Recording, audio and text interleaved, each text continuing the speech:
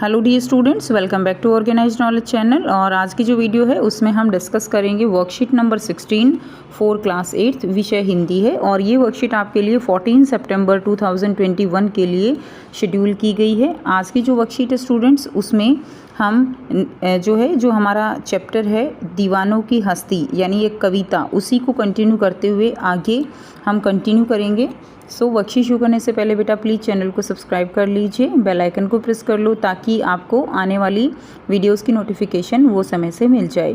जो previous worksheet थी उसमें हमने पढ़ा था कि जो ये कविता है आपकी दीवानों की हस्ती, इसमें जो कवि है उनको बहुत ही मस्त मौला और जो है एकदम खुश मिजाज किस्म का आदमी जो है वो दिखाया गया है कि जो कवि है वो खुशियाँ जो है वो बांटता हुआ चला जाता है, जिसको अपने लक्ष्य का नहीं पता कि उनको पहुंचना कहाँ है।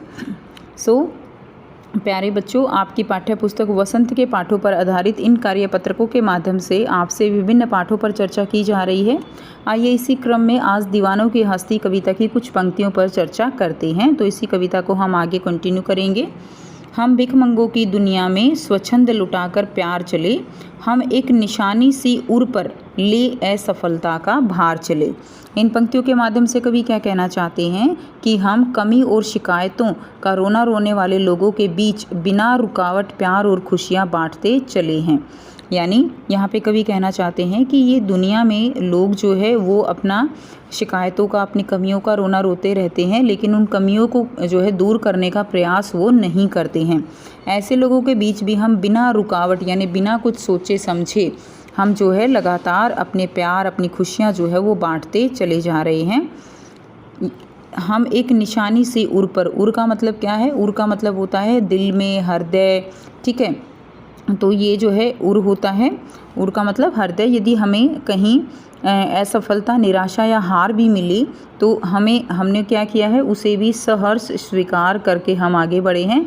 सहर्ष का मतलब क्या है यहाँ पे? यानी खुशी से हमने उसको भी स्वीकार किया है और खुशी खुशी हम जो है आगे बढ़ते रहे हैं। अब अपना और पराया क्या आबाद रहें रुकने वाले, हम स्वयं बंधे थे और स्वयं हम अपने बंधन को तोड़ चले। इन पंक्तियों में कवि कहना चाहते हैं कि इस यात्रा में हमने अपने और पराये का भेद जो है वो मिटा दिया है। अब अपना और पराया क्या, कि जो ये यात्रा हमने शुरू की है इसमें हमने अपने और पराये का भेद जो है वो मिटा दिया है। आबाद रहें रुकने वाले, इसका मतलब क्या है कि जो हमारे साथ नहीं चल सकते, जो हमारे साथ जो है कंधे से कंधा मिलाकर नहीं चल रहे हैं, ठीक है, उनको जो है वो कह रहे हैं कि जिन्होंने एक जगह रुककर काम करना पसंद जो है उनको है, वे अपनी जगह रुके रहें और वो भी आबाद रहें, यानी वो अपना एक जगह रुककर काम करें। हम एक जगह रुककर काम नहीं कर सकते। यहाँ पर कवि ये कहना चाह रहे हैं कि हमें एक जगह रुकना पसंद नहीं है और हम जो है मस्त मौला हैं, फक्कड़ किस्म के आदमी हैं। हम तो बस जो है हमारा लक्ष्य हमें पता नहीं, लेकिन फिर भी हम चलते जाएंगे और खुशियाँ जो हैं लोगों को वो बांटते जाएंगे। हम स्वयं बंधे थे और स्वयं हम अपने बंधन तोड़ चले, कि हमने अपने लिए स्वयं के नियम बनाए थे, कि हमने अपने नियम अपने लिए बनाए थे और ज़रूरत पड़ने पर हम उन्हें तोड़कर भी आगे बढ़े हैं। यानी नियम जो है अगर हमने अपने लिए बनाए हैं तो हमने अपने लिए उन नियमों को तोड़ा है। परिस्थितियों के अनुसार, जैसी भी परिस्थितियाँ होती हैं उसी के अनुसार हम नियम बनाते हैं और उसी के अनुसार हम नियमों को तोड़ भी देते हैं। तो ऐसा जो है कवि यहाँ पर बता रहे हैं। नेक्स्ट देखिए, अब आपको यहाँ पे बच्चों अपरिचित शब्द दिया गया है। उर का मतलब क्या होता है? उर का मतलब है हृदय या दिल, ठीक है। नेक्स्ट देखिए, अब आपको यहाँ पर 5 जो है वो क्या दिए गए हैं, प्रश्न दिए गए हैं। बहुत ही आसान से प्रश्न है बच्चों और एक गतिविधि भी यहाँ पर आपको दी गई है। तो आइए इसका आंसर कर लेते हैं।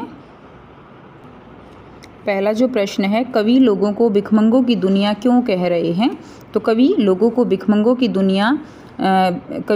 भिखमंगों की दुनिया इसलिए कह रहा है क्योंकि लोग जो है यहाँ पर कमी और शिकायतों का रोना रोते रहते हैं।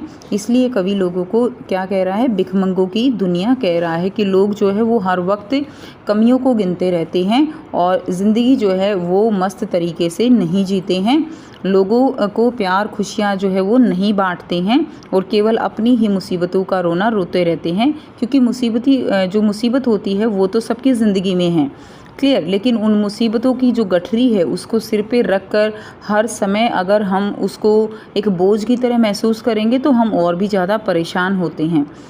नेक्स्ट देखिए, प्रश्न 2 है, स्वच्छंद लुटाकर प्यार चले पंक्ति से कवि का क्या आशय है। तो ये जो पंक्ति है, इन पंक्तियों का आशय है कि हम कमी और शिकायतों का रोने वाले लोगों के बीच बिना रुकावट प्यार और खुशियाँ बांटते चले हैं। तो कवि यहाँ पर यही कह रहे हैं कि जो लोग कमी और शिकायतों का रोना रोते रहते हैं, हम बिना किसी रुकावट के, बिना किसी जो है अपने मन में किसी मलाल के, हम उनको भी खुशियाँ और प्यार बांटते चले हैं। नेक्स्ट देखिए, प्रश्न 3 है, स्वच्छंद शब्द का विलोम बताइए। तो स्वच्छंद का मतलब होता है एक तरह से स्वतंत्र, और जो है इसका विलोम क्या हो जाएगा, स्वच्छंद का विलोम रहेगा नियंत्रित। नेक्स्ट देखिए, नेक्स्ट क्या दिया गया है आपको, नंबर 4, उर शब्द के पर्यायवाची शब्द आपको लिखने हैं। तो उर शब्द का पर्यायवाची क्या हो जाएगा, हृदय, छाती या वक्ष जो है ये क्या होंगे, ये उर शब्द के पर्यायवाची होंगे।